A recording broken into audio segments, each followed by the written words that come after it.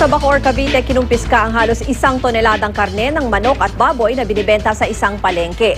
Maliraw kasi ang pagkakaimbak sa mga ito. May news to go si Dante Perelio.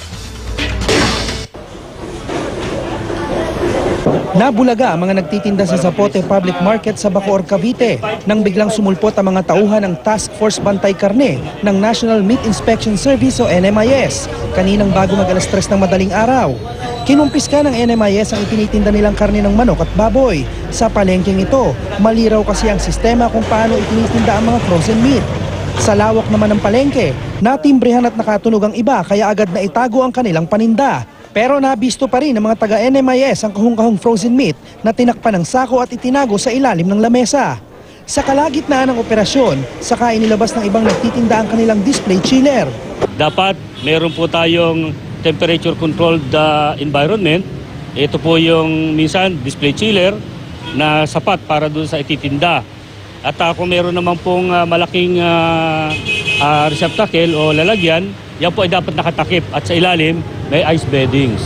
Galit naman ang mga may-ari at nagtitinda ng nakumpiskang karne, habang ang iba naman kanya-kanyang katwiran at palusot. Halos lahat yan, no? Yun, mga nagdi-dealer yan dito, hindi kami.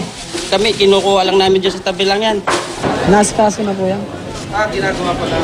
Pero matagal na kayo nagtitinda ng gano'n, walang lagayan ng special. Hindi, meron kami dati, nasira lang. Nasira lang. Pero ayon sa NMIS, hindi dapat nakabalandra ang mga frozen meat at dapat nasa tamang storage facility tulad ng refrigerated display chiller o insulated chest chiller na may yelo. Ito'y para mapanatili raw ang pagkasariwa nito at upang hindi makontamina ng mga mikrobyo na posibleng pagmula ng sakit. Sa unang beses raw na paglabag, kukumpiskahin lang ang karne pero kung paulit-ulit daw itong gagawin, maaaring pagmultahin ng halagang 50,000 pesos hanggang 1 million pesos at makulong na mula 6 years hanggang 12 years ang mga lalabag. Irerekomenda rin daw sa lokal na pamahalaan na huwag ng payagang muling makapagtinda. Kung wala pa silang mga pasilidad para paglagyan itong mga ibinebentang karne nito, huwag muna po silang magtinda. Kasi mapanganib po yan sa kalusugan kung malulusutan tayo ng kontaminasyon na makaka-aggravate sa health ng tao. Dante Perelio, GMA News.